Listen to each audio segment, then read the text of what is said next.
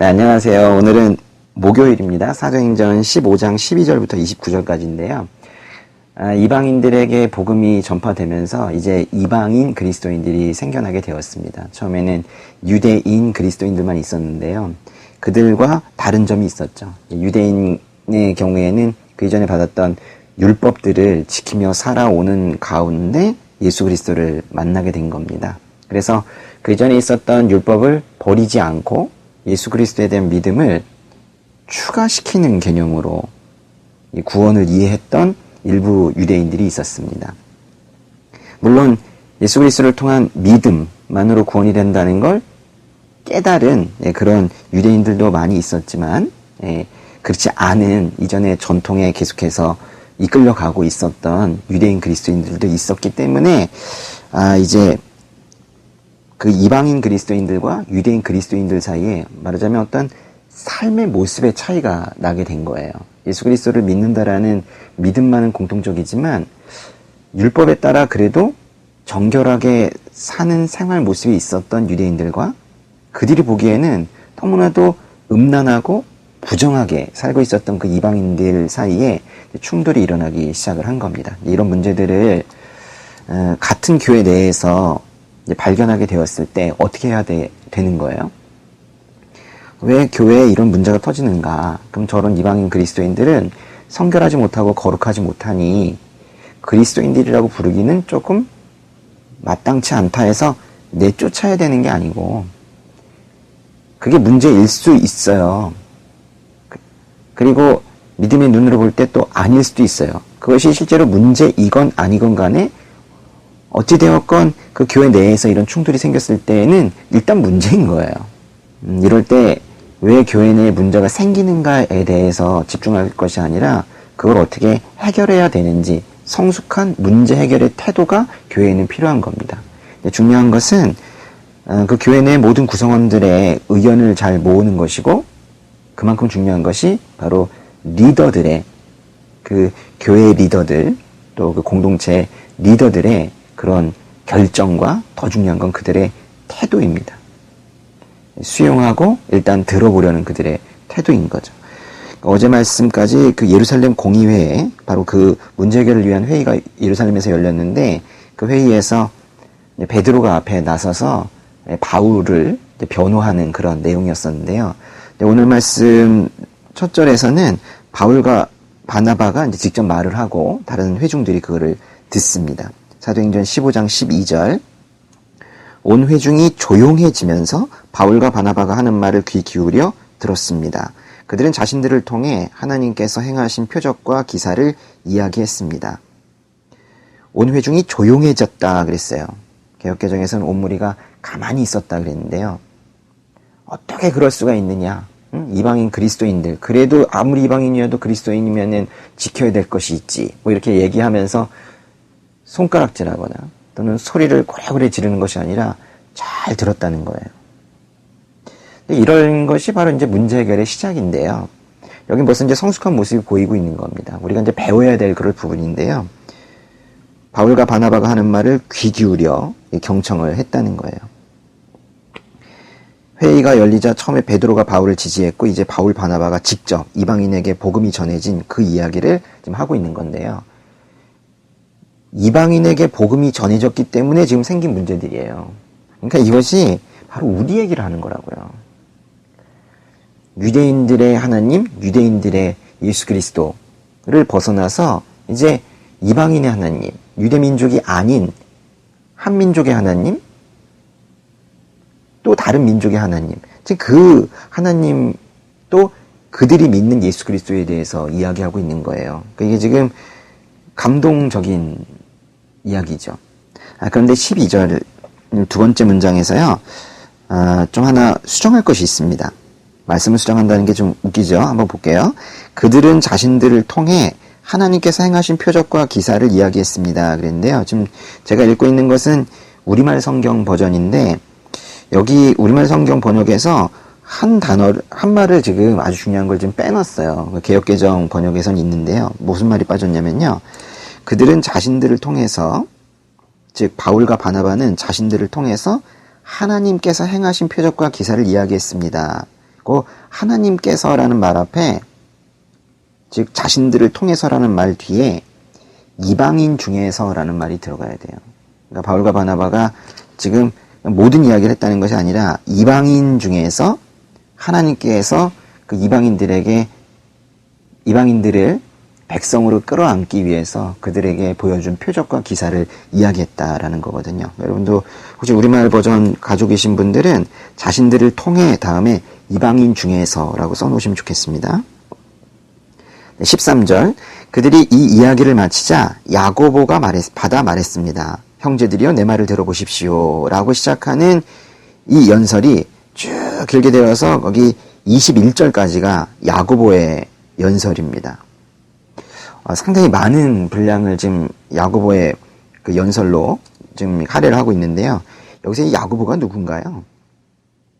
영어로는 제임스죠. 제임스. 야고보. 예. 야고보가 이제 예수님의 제자 야고보도 있고, 예수님의 동생, 물론 나중에 제자가 되었죠. 그 야고보도 있고, 그렇죠. 잠깐 찾아보겠습니다. 예. 네, 마태복음 13장인데요. 마태복음 13장 53절부터 예수님께서 고향에 갔을 때 오히려 고향 사람들로부터 배척받는 그런 장면입니다. 사람들은 예수님께서 30살 이후에 공생의 생활을 시작을 하면서 갑자기 기적을 베푸시고 말씀을 선포하시고 이렇게 금방 변한 것에 대해서 사람들이 이해할 수가 없었던 거예요. 근데 아마도 가장 이해할 수 없었던 건 그들의 가족이었을 겁니다. 같이 밥 먹고 자라고 그랬었던 그 예수님의 동생들이 갑자기 우리 형이 메시아라고 하니 그걸 믿을 수가 있겠습니까? 그 13장 55절에 보시면요. 사람들이 이렇게 비난을 합니다. 이 사람은 한낱 목수의 아들이 아닌가? 어머니는 마리아이고 동생들은 야고보와 요셉과 시몬과 유다가 아닌가? 동생들이 야고보, 요셉, 시몬, 유다 이렇게 여럿이었는데요. 그 야고보가 바로 조금 전 사도행전 말씀에서 본 그 야고보입니다. 우리는 야고보의 삶을 잘 살펴볼 필요가 있는데요. 야고보는 예수님을 그저 한 사람으로, 같이 밥 먹고 있던 한 형으로, 우리가 믿음이 없을 때 보았던 그런 어떤 역사 속의 한 인물로 그렇게 보고 있었던 거죠. 그런데 야고보가 같이 밥 먹고 지내던 예수님을 메시아라고 어느 순간 인정하게 되고 믿게 되었다면 그게 바로 우리에게도 또 적용이 되지 않을까요? 그래서 우리는 야고보의 삶을 좀 살펴볼 필요가 좀 있습니다. 그러니까 야고보는 이렇게 예수님의 동생으로 성경에 기록되어 있는데요. 영어 이름은 제임스죠? 제임스. 잠깐 요한복음도 좀 보도록 하겠습니다. 요한복음 7장 3절 보시면요. 예수의 동생들이 예수께 말했습니다. 어느 날 예수님의 동생들이 예수님께 온 거예요. 여긴 분명히 야고보가 같이 있었을 겁니다. 이곳을 떠나 유대로 가십시오. 그래서 형님이 하는 일을 형님의 제자들도 보게 하십시오. 세상에 알려지기를 바라면서 숨어서 행동하는 사람은 없습니다. 형님이 이런 일을 할 바에는 자신을 세상에 드러내십시오. 이게 뭔 뜻이에요? 예수님의 동생들이 예수님께서 이제 공생의 생활을 시작을 하면서 세상에 그 정체를 드러내시면서 활동을 하시자 여기 그 시골에만 있지 마시고 저기 그냥 큰 물에 가서 노세요. 차라리 그렇게 세상에 야망이 크시면 가가지고 사람들한테 널리 알리면서 그렇게 당당하게 활동하세요. 이러면서 마치 예수님께서 세상에 알려지고 세상의 명예와 권력을 가지기 위해서 무슨 정치를 지금 시작하는 것만 같은 그런 착각을 예수님의 동생들이 하고 있는 거예요. 그래서 형님 유명해지고 싶으면 가서 열심히 한번 해보세요. 이렇게 지금 말하고 있는 거예요. 그래서 성경에서 그거를 뭐라고 평가하고 있냐면요. 그 다음 절 요한복음 7장 5절에서요. 예수의 동생들조차 예수를 믿지 않았기 때문에 이렇게 말한 것입니다. 라고 한 거예요. 그러니까 우리가 예수님의 정체를 모를 때 예수님을 믿지 못하는 건 너무 당연한 거예요. 예수님의 동생들도 그랬으니까요. 그런데요, 이제 또 하나 보실 것은 고린도전서 보겠습니다. 고린도전서 15장은 예수님의 부활에 대한 이야기죠. 그래서 우리 보통 부활장이라고도 말하는데 거기에 보시면은 이제 바울이 이렇게 말합니다. 예수님께서 부활하신 것을 정말 많은 사람들이 봤고 그 사람들 중에 지금 살아서 그 예수님의 부활을 목격한 그 증언을 할 수 있는 사람들도 지금도 많이 있다라고 하는, 그렇게 고백하는 그런 부분들인데요. 고린도전서 15장의 3절, 내가 전해받은 가장 중요한 것을 여러분에게 전했습니다. 그것은 그리스도께서 성경의 말씀대로 우리 죄를 위해 죽으시고 장사되셨다가 성경의 말씀대로 3일째 되던 날 다시 살리심을 받아 게바에게 나타나시고 그 다음으로 12제자에게 그 후 500명이 넘는 형제들에게 동시에 나타나셨으니 그 가운데 대부분이 지금도 살아있고 어떤 사람들은 잠들었습니다. 7절, 15장 7절, 그 후에 야고보에게 나타나셨고, 이게 바로 동생 야고보인데요. 야고보에게 나타나셨고 그 다음으로 모든 사도들에게, 8절, 마지막으로 다리 차지 못한 채 태어난 사람과 같은 내게도, 바울에게도 나타나셨습니다. 이렇게 고백을 했어요. 이제 야고보가 부활하신 예수님을 본 거예요. 분명히 동생으로서 형이 죽는 걸 봤는데 그분이 부활하신 거예요. 그러니까 그 이전에도 계속해서 이제 마음에 갈등이 있었을 거예요. 그냥 내 육신의 형으로만 이해하기에는 그분의 그 지혜와 선포되는 말씀과 또 그분이 죽은 자를 일으키시고 또 걷지 못하는 자를 일으키게 하시고 눈먼 자를 눈뜨게 하는 이런 기적들을 보면서 이 야고보는 아주 많은 갈등을 했을 거예요. 그런데 그 모든 것이 한 번에 정리가 됩니다. 뭘 본 거예요? 부활하신 예수님을 본 거예요. 그래서 부활하신 예수님을 본 이후에 이제 야고보가 크게 이제 회심을 하고 이제 예루살렘에서 이 교회의 일을 도맡아서 하기 시작을 합니다. 그래서 거기서 중요한 일을 하고 있던 베드로가 예루살렘에서 이제 떠나서 이제 전도를 하고 있는 동안에는 또 예루살렘 교회를 주도하면서 그렇게 교회의 리더로서 그렇게 활동을 하게 되는 거죠. 예. 야고보는 아주 유대율법을 아주 잘 지켰다고 그래요.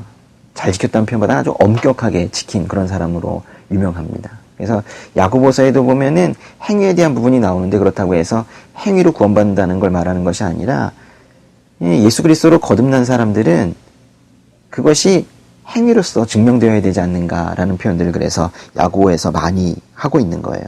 예. 계속 보시죠.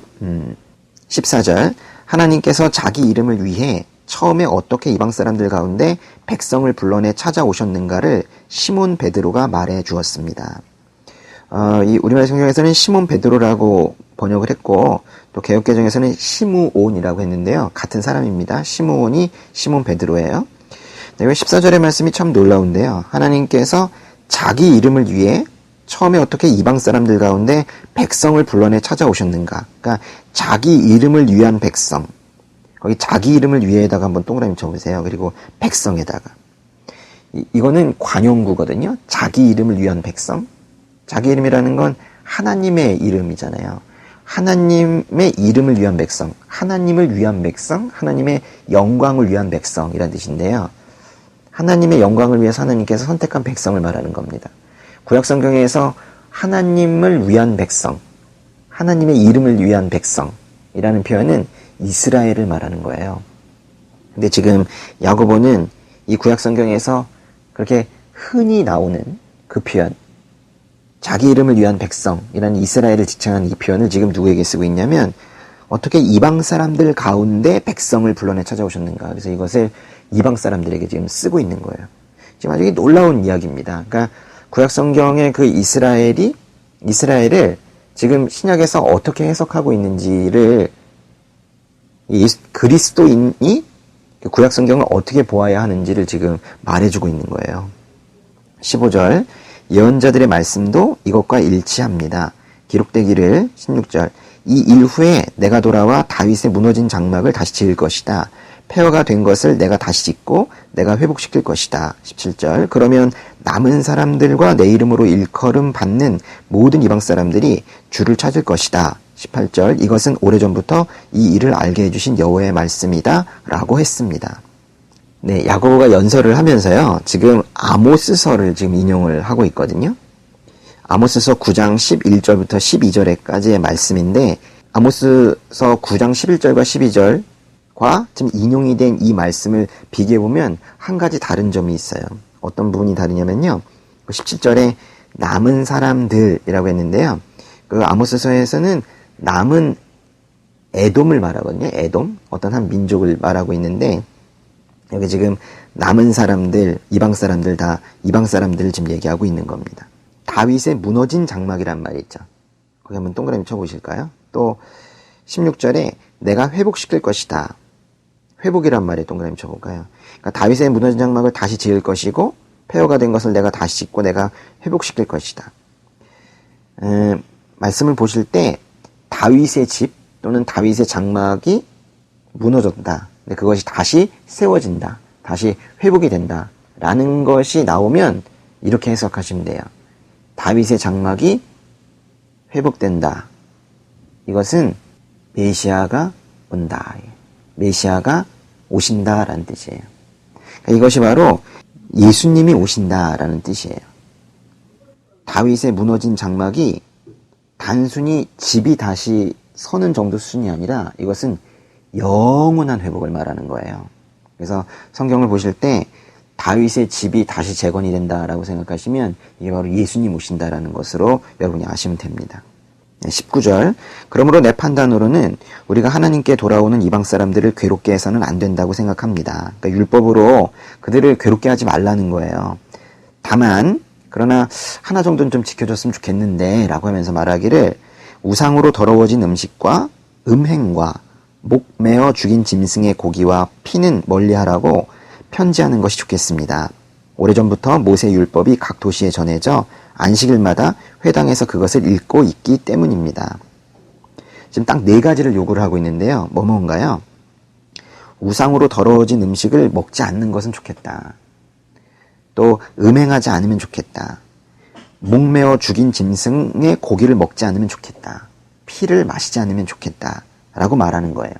물론 이 4가지를 어긴다면 구원을 받지 못한다라는 뜻으로 얘기하는 것이 아니라 우리에게는 거룩함이 필요하지 않은가라고 말하는 거예요. 더더군다나 더 직접적인 이유는 이 4가지는 유대 율법에서는 금지되어 있는 것들이거든요.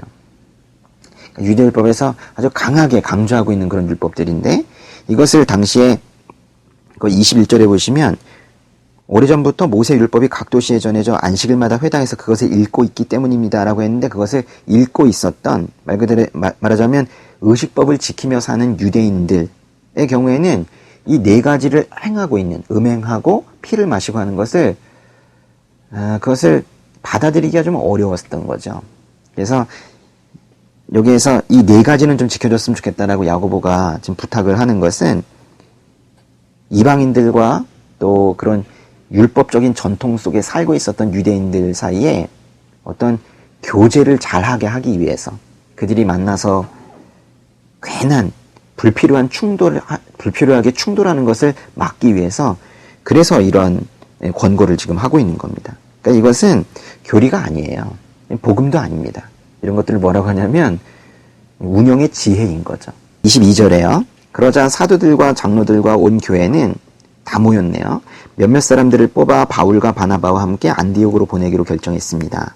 그래서 뽑힌 사람은 형제들 가운데서 지도자인 바사바라고 하는 유다와 실라였습니다.